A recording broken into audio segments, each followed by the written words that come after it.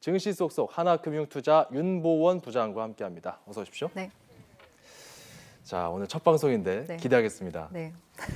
자, 일단 지난 한 주간의 증시 굉장히 엎치락뒤치락했어요. 정리해 주시죠. 네, 맞습니다. 지난 한 주간을 한마디로 정리를 하자 보면은 조금은 경계를 하고 있었던 그런 모습이라고 하겠습니다. 트럼프 대통령의 정책 불확실성 그리고 테레사 메이의 영국 총리의 그 하드 브렉시트 시사로 인해서 투자 심리가 위축되는 모습을 보여줬습니다. 예. 경기 지수에 대해서 좀 살펴보면 미국의 12월 소비자 심리 지수가 예상을 상회하는 등으로 그 호조세를 보였음에도 불구하고 그동안 트럼프 수혜주로 주목받았었던 업종들을 중심으로 차익 실현 매물들이 출회하는 모습이었습니다. 예. 전체적인 지수를 좀 살펴보겠습니다. MSCI의 전 세계 지수를 살펴보면 전주 대비 0.63% 정도 하락을 하였고 유럽에서는 단기적으로나마 안전자산을 선호하는 모습도 나타났습니다. 국내에서는 코스피에서 삼성전자의 CEO 리스크와 그리고 중국에서 반도체의 거대 대규모 투자가 소식 등으로 전해지면서 전기전자 업종을 중심으로 외국인 순매도가 나타나고 코스닥에서는 이에 이어서 기관의 순매도까지도 이어지는 모습이었습니다. 그 MSCI 지수 같은 경우는 전 세계 증시 지수를 좀 일괄적으로 묶은 지수라고 보면 되겠습니까? 네, 맞습니다. 네, 용어가 어려운 것들이 많이 나와서요. 조금씩 설명하면서 좀 예. 진행해 나가겠습니다. 그 글로벌 변동성이 굉장히 중요한 요인이었던 네. 트럼프 대통령 취임, 이제 취임을 했습니다. 네네. 취임을 하고 나서 이제 이번 주는 우리 국내 증시로서는 이제 첫 장인데 네. 이번 주 전략은 어떻게 세우는 게 좋을까요? 중장기적으로 그렇게 큰 그 변화가 있지는 않을 수 있겠지만 사실 단기적으로 글로벌 금융시장에서 그 선두 자리에 있는 미국의 대통령 취임이라는 변수 자체는 큰 변동성을 가져올 수도 있겠습니다. 그런데 사실상 트럼프 대통령은 취임식 자리에서 자국의 일방주의 모습을 강조하는 그 형태에서 크게 벗어나지는 못했습니다. 그러다 보니 주변국들에게는 향후 정책적으로 위험 요인이 여전히 남아있는 상황입니다. 여기에서 그나마 변하지 않은 거, 미국의 보호무역을 강화하고 인프라에는 대거 투자하겠다는 입장에는 변함이 없습니다. 예. 그래서 글로벌 금융시장에서 긍정적인 측면은 중국의 생산자 물가 그리고 미국의 12월 소비자 그 물가 지수 전체적으로 상승을 하고 있기 때문에 인플레이션에 대해서 기대가 확산이 되고 있습니다. 따라서 향후에는 선진국 중심의 투자 선순환이 일어날 것으로 전망이 됩니다. 이번 주에 있어서 국내에서는 25일 날 4분기 잠정 GDP 예상치가 발표될 텐데요.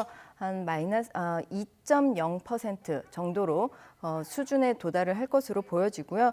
긍정적인 측면 또 한 가지 좀 짚어보겠습니다. 이번 주에 29개의 주요 기업들의 4분기 실적이 발표될 텐데 현재는 대체적으로 중립 이상의 기류가 우세하다는 겁니다. 예. 그래서 따라서 이 이후에 1분기에도 좀 더 좋아질 수 있는 기업들을 중심적으로 봤을 때는 철강, 비철금속, 그리고 디스플레이, 반도체 업종에 대해서는 지속적으로 좀 살펴보셔야 되겠습니다. 더불어서 좀 글로벌 전체적으로 봤었을 때는 지금 트럼프가 금융 규제에 대해서 철폐를 하겠다라는 입장을 내놓고 있기 때문에 글로벌 금융주들의 상승세에 대해서도 좀 더 기대해 볼 수 있겠습니다. 예. 철강, 비철금속, 화학, 반도체 업종, 네. 디스플레이 업종 그리고 금융 업종까지 좀 눈여겨보자 이런 이야기 해주셨는데 그 증권사별로 또 그런 분석 리포트들이 나오지 않습니까? 네, 증권사별로 맞습니다. 또 의견들이 나올 텐데 이 내용도 좀 정리해 주시죠. 여러 가지 산업들에 대해서 트럼프 그 취임 이후에 대해서 증권사들이 리포트를 내놓고 있는데요.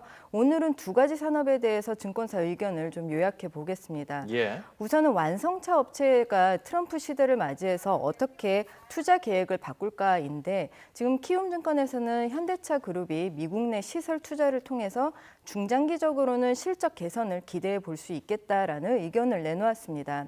현대차는 5년 내에 약 31억 달러, 그러니까 하나로 봤었을 때는 3.6억 정도의 3.6조 정도의 하나의 규모입니다.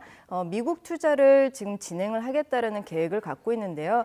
이는 신규 공장과 신차 개발을 추구하고자 합니다.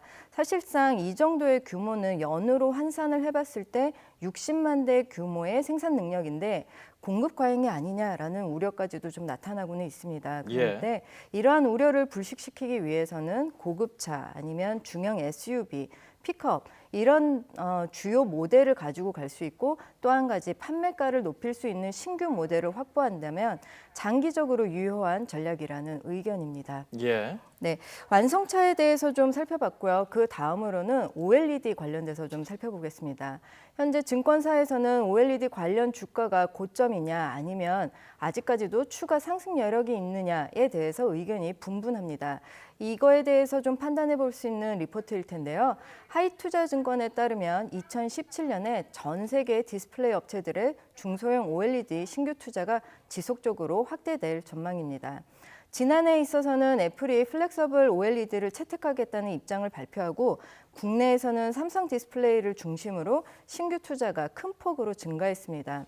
근데 올해는 중국 쪽에 대해서 좀 더 기대를 해볼 수 있겠습니다. 예. 중국 정부가 막강한 지원을 하겠다라는 입장이기 때문에 얼마 전까지만 해도 예상했었던 수치보다 신규 글로벌 투자는 월에 생산할 수 있는 그 생산 능력이 10% 이상으로 상승할 전망입니다.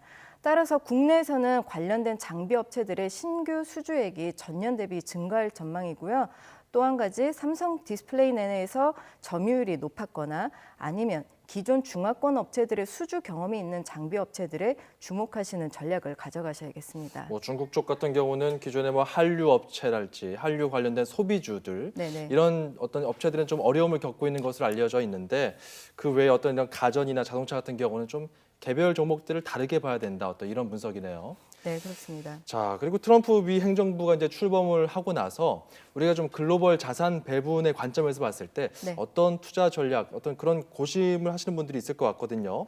우리나라도 지금 신흥국에 속해 있는데요. 한 가지 아이디어는 신흥국에 대해서 주식시장을 비롯한 자산에 대해서 관심을 좀 가져보셔야겠다라는 겁니다.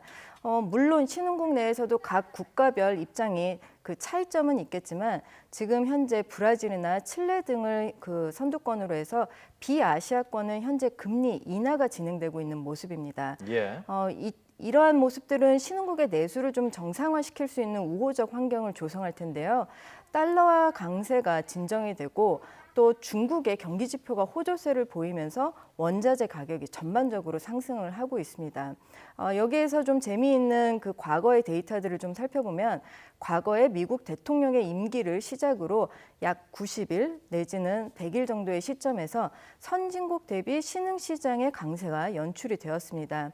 그래서 트럼프 대통령 당선 이후에도 선진국의 기대가 반영이 되었었던 것보다 이러한 모드가 좀 완화가 되고 이제는 신흥국 쪽으로 좀 갈 수 있겠다 하는 모습들이 어디에서 나타나냐면 예. 신흥국 경기 서프라이즈 지수라는 데에서 나타납니다. 그게 뭡니까? 네, 근데 신흥국 경기 서프라이즈 지수라는 것은 실제 어느 정도의 경기 지수가 나타날 거다 했었던 예상치와 실제 나타나는 경제 지표에 대해서 비교라고 생각을 하시면 될 텐데 이러한 서프라이즈 지수 자체가 작년 그러니까 12월 초에는 마이너스 1.5%에 머물렀었던 지수 자체가 현재는 38.4%까지 올라와 있습니다. 예. 그래서 여기에서 보셨을 때 신흥국 시장의 주식을 비롯한 자산에도 관심을 가져보시는 것을 말씀드립니다. 마지막으로 오늘 장 어땠는지 전체적으로 정리를 해볼까요? 네, 오늘 장은 사실 그렇게 뭐 재미가 있지는 않았습니다. 그러니까는 뭐 좋은 모습을 보였다라고 결론을 내리기는 어려운데요. 코스피 대비 코스닥의 하락 그 폭이 좀 깊었습니다. 그래서 따라서 코스피에 대해서 좀 살펴봤을 때는 금융업의 낙폭이 두드러졌는데요. 예. 여기에서는 트럼프 당선 이후에 큰 폭의 상승세를 보였었던 글로벌 금융 섹터에서도 17주 만에 자금이 빠져나가는 모습이었습니다. 예. 국내에서는 해운을 비롯해서 인프라 관련된 업종들의 하락이 나타났고 또 한 가지 자동차 부품도 동반 조정이 되는 모습이 나타났습니다. 여기에서 좀 비춰볼 수 있는 기관 투자자들의 행보를 말씀을 드리자면 예. 지금 현재 어디로 튈지 모르는 트럼프 정책에 대해서는 약간 좀 움츠러들어 있는 그런 모습을 볼 수 있기 때문에 예.